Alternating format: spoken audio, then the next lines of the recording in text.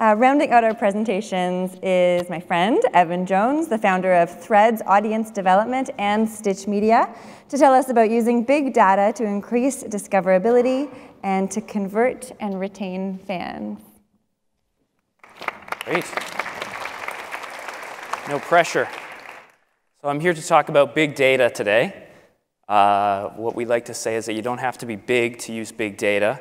The tools that we've worked on at Threads are something that we've developed on our own, and we are really excited to show you how we've applied it to some of our projects and talk through the thinking of it. So big data comes out of one big thing, which is that broadcasting is not the future. And I know that that might mean television and film continue to thrive, but publishing markets, all of these are going to start looking at narrowcasting.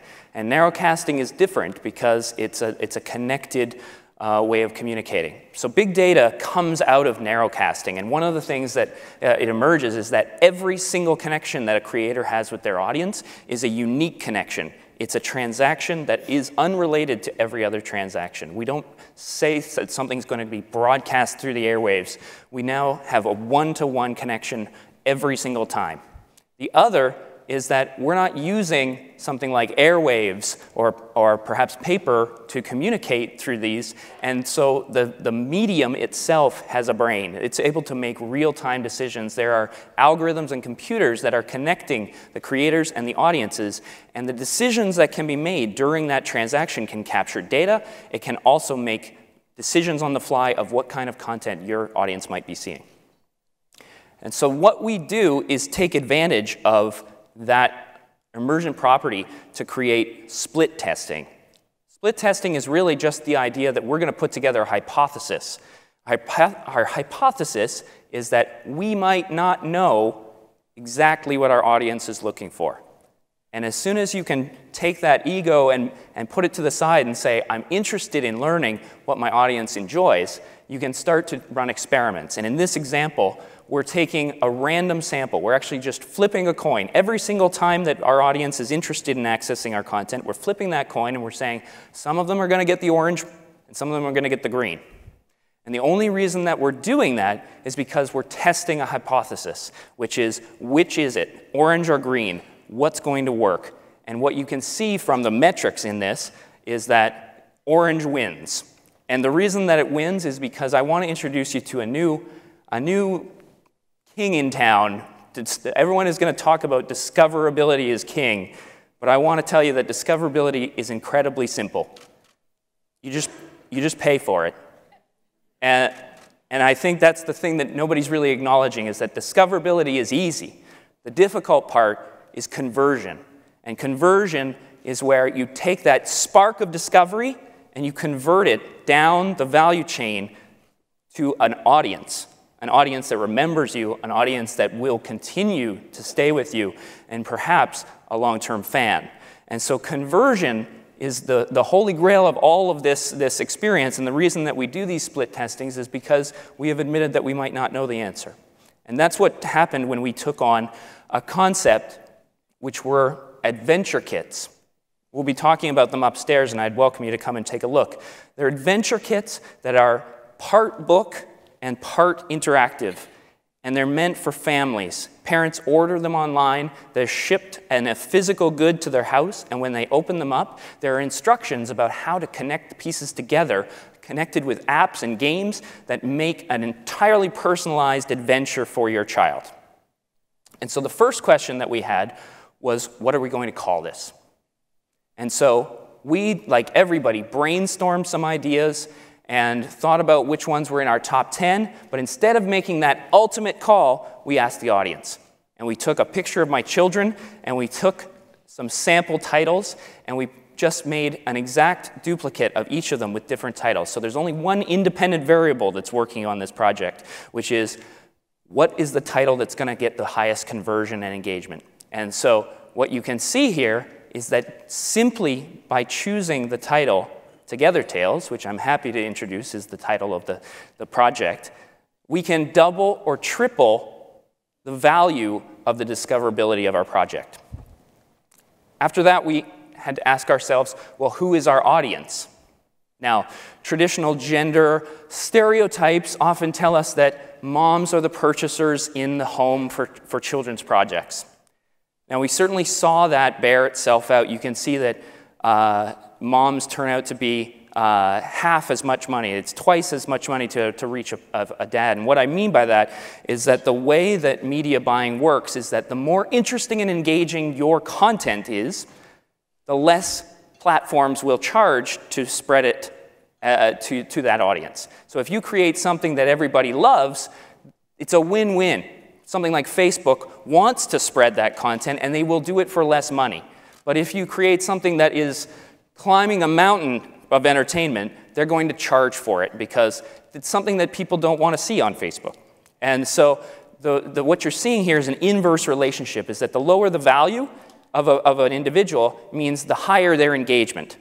And so in this example, it takes dads, you have to spend more to get dads to care about Together Tales than you would spend to get moms to care about it. But we're a little bit more sophisticated than just gender stereotypes, and so we went down another level, and we've actually gone down many other levels, but this is a sampling to say, well, what if we're talking to moms who are particularly passionate about literature? We thought, well, it's books, they love literature. And then we realized, actually, no, that's a red herring. We actually have to spend more to reach that for whatever demographic. But you can see for moms who like geocaching, I'm not going to raise hands, but I'm assuming some of you know geocaching, that sense of adventure, that sense of often playing outside with your children really resonated, and it led us to a lower bottom line. You can see it costs even less to reach moms who love geocaching. But there's also outliers. Because while we were ready to dismiss fathers and saying, well, they don't care about buying children's products, there are dads in the subsets, like, for instance, those that love live-action role-playing games, that actually end up being less expensive than the moms. If we had just stopped at one distinction, we would have missed that group. And so the next step for us was to work on our first impression. As soon as we were able to attract people to our project, we had to convert them. And part of conversion is your homepage, your first experience, the messaging that you're doing. What you're seeing here are iterations that have been tested over time, where we started by describing the project in one way. We said, what is the color that's going to attract the most attention? How are things laid out to guide the user towards the story? And what I can say is that the one on the right is dramatically more valuable to us than the ones on the left. And that's been through the trial and error of experimentation. So that's where we get people to the project. We tell them about Together Tales. But I wanted to sort of go blue sky with you and imagine a future in which big data continues to inform us as creative professionals. And what you're seeing here is a project, one of our stories. And it's measured in the time it takes for a family to go from one chapter to the next chapter.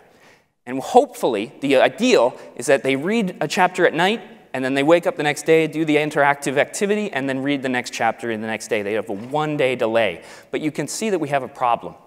Because right now we have chapter 5 is sometimes taking a week for people to really realize, remember it and to come back. And for us, that's a measurement of enthusiasm. There's something going on with chapter 4. And I think all of you can imagine where my head is at, that perhaps we need to try alternate chapter 4. And perhaps we need to think about ways that we could rewrite chapter 4 and to measure those against our control group to see what is happening in chapter 5. Why is it delaying people in that way? And how can we create a better product that people will enjoy more? After they're finished the product, a lot of audiences disappear. We never have another way to connect with them. But because we have this one-on-one relationship, we're able to use that moment of highest enthusiasm to capture a positive review and to translate that into an endorsement that another parent will see. We're also able to track influencers by offering them discounts, saying, if you love this one, come back, we'll give you a discount, and share this discount code with your friends so that we can say this type of audience member can actually spread to 10 more, and to highlight the high value people that we need to look for. But I wanted to leave you with one caveat as I run out of time, which is that this constant iteration and experimentation can leave you adrift in a creative world where all things being equal, we don't know what our creative vision is. And what I would encourage you is to imagine these as tools for you, but to also think about your anchor, and to think about what is it about the work that you're doing that anchors you in one space, and how can you use the data that's being presented to you to shift and focus where that information is heading. And I'll give you a great example about short-term wins. What you saw in an earlier slide is that if we wanted to get the very most value out of our promotion, we would probably go for moms who love geocaching because they're the least expensive on the list. But what we found is if you really measure the entire path and you measure them all the way through, who gets through all 8 chapters of our story and then tells their friend that they want to buy another book, it actually becomes dads. And for whatever reason, it costs a little bit more in the short term, but it's so much more valuable in the long term. And what I would encourage you is that these are an incredible suite of tools for you, but I think that they're meant to be part of your toolkit when it comes to creative projects, and I hope that we'll have a chance to speak more about it later. Would you? I'll go after you.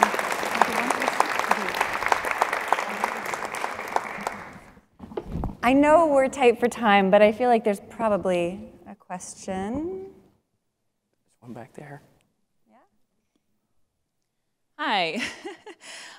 Quick question for you. So I see that this is a launch of a project that hasn't been done before. That's what I'm assuming by looking at it. Where do you get your source of data if you don't have your audience developed yet? And so that's part of the deal, is that discoverability doesn't come free. I defy anyone to discover a project that doesn't have any sort of budget to be able to reach that audience. But what we want to talk about is that you have to maximize every bit of it. The way that they talk about it is sort of a sales funnel. And what we're talking about is making that funnel as wide as possible so that every single person that we reach is the right person. And it creates much more value for us to reach those people. In the traditional marketing sense, we would just sort of blast as many people as we could that we would guess would be the right audience. And so part of the startup of Together Tales was a budget to start reaching an audience. And I don't think we could have done it any other way in the social platforms that we had. Okay, so you're purchasing lists and things of that nature? I guess that's where I'm trying to go with that. So, believe it or not, social media knows a lot about you. And so there are ways to do demographic targeting to say things like moms who like geocaching are actually people on Facebook who are members of a geocaching club and happen to be female and happen to also have baby pictures or some such. And so those things allow you to do demographic targeting. And then there's another world called search targeting, which is about people who declare things through search. And they say, I'm looking for this. Suddenly they are marked in a way to say, OK, they're investigating that. And so these are part of the paid media environment that exists out there as an ecosystem. Okay, thanks. We'll talk more at your booth. Thank you, Evan.